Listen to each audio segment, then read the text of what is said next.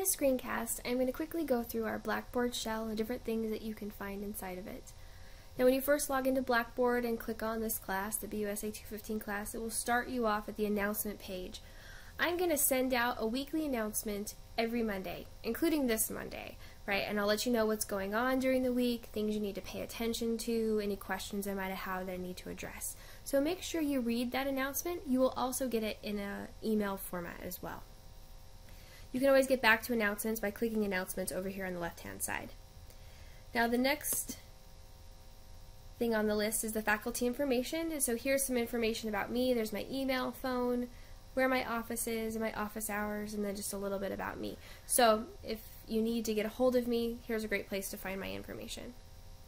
Now next we have the syllabus and schedule. At the top you'll find the institutional syllabus. This is what you'll find at the start of all of your classes. It has to do with your Blackboard accounts, your syllabus. It has to do about one-stop, drop policy, all those things. So you can take a look through that. And if you scroll down, you'll also see the syllabus and the schedule, which have their own screencasts, so you can watch those. But if you ever need to get back to them, you can look here. Now, all of the documents that I put inside of Blackboard come from my OneDrive. And if you need to, you can click down and you can download a copy of it. You can print it, things like that, so you can have access to that. And if you want to make it full screen, you can just click on that bottom right hand button right there. Okay, where you're going to spend most of your time will be in the content and assignment section. And right now this is all that's open for week 1.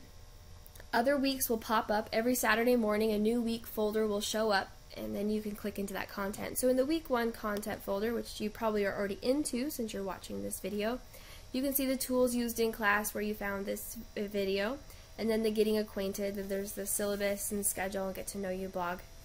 And then there's also information about OneDrive and OneNote, and it's showing you all the different things you have to do for the week. So for OneNote, you're going to do the OneNote training inside Gmetrics, and there's instructions in there. And then you also have a few tiny little quizzes and the get to know you blog, things like that. Now one thing I did want to make you aware of, whenever you're in Blackboard and maybe something doesn't seem to be working quite right, sometimes it helps to switch browsers. I am currently in Firefox, and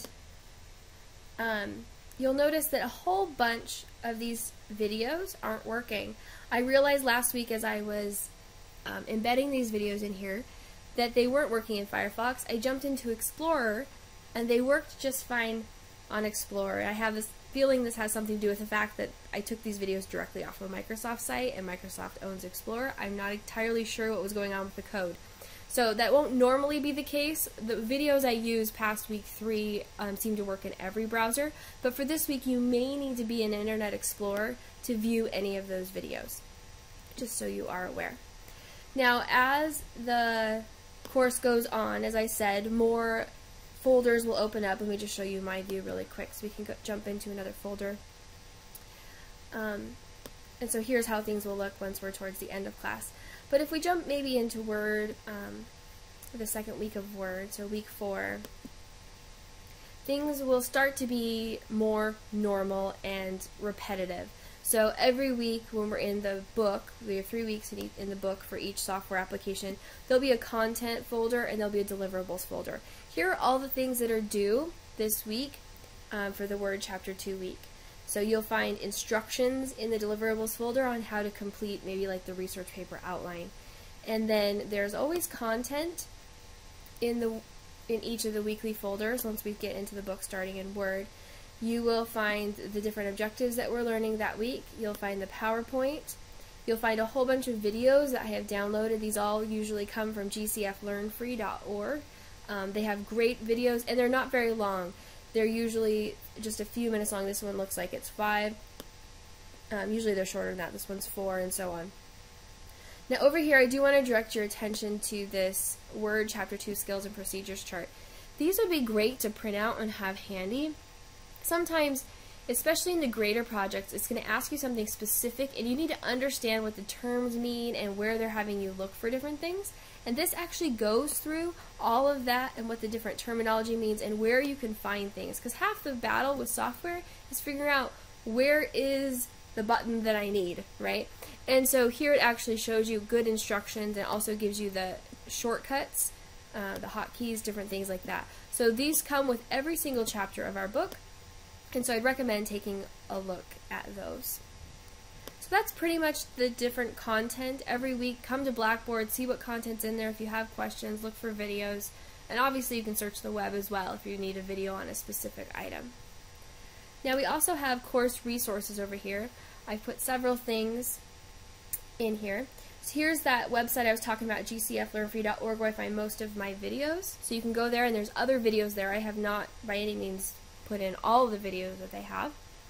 Here's also the CWI Writing Center and Tutoring Labs. We do have resources available for you, so you can go into those. I also have quick reference sheets available for you that another company put out, and it shows a lot of the hotkeys in words, in like Word, Excel, PowerPoint, all of those, and just a variety of things that you would want to know about each of these programs. They're each 2 pages long, so kind of a front and a back if you wanted to print them out. So we have Word and Excel and Access and PowerPoint. Oh, and I'm sorry, I need to update these. I will update the folder. I have them for 2013. I'm sorry, I need to change that. So those will be available for you. And then in the discussion board, we'll use a discussion board in a variety of different ways. The biggest one you need to be worried about right now is the Ask the Instructor. So if you have any questions that you think other students might have, say, I think there might be a problem with this question, or the grader project in Word Chapter 1's asked me to do this and I don't know how, go ahead and create a thread and ask your question here, and I will get back to you in that way. Now we will also deal with groups just a little bit. In this first week you have a group blog, and so you're actually going to go into your group, hit group blog, and then you're going to follow the directions and put your blog in there. You will only see one blog. I see all, or one group. I will see all. I see all your groups. So to get to the group blog, you would hit group 1 or whichever group you have, and then you would hit group blog, and then from there you'll see the blog I posted, and then you can create a blog entry and go from there. So we'll use this just a little bit, and then in Access we have a group project, and so that's where you'll work with your group members to complete that project. Now because I'm not a student, if I click on my grades nothing happens, but when you click on this you should see all of your grades showing up. They should be in the order that we are completing them, so you should see your grades just populate. Let me know if you run into any problems. You will also see your grades inside My IT Lab, so check there as well. Under student resources are a variety of tools that the college gives you. Let me get back here, student resources. So it lets you know about ADA, testing services, which we shouldn't, you'll need for the MOS exams. I'll go back to that here in just a minute. There's links to the library, tutoring, all those kinds of things. So you can click through that page. There's a bunch in there.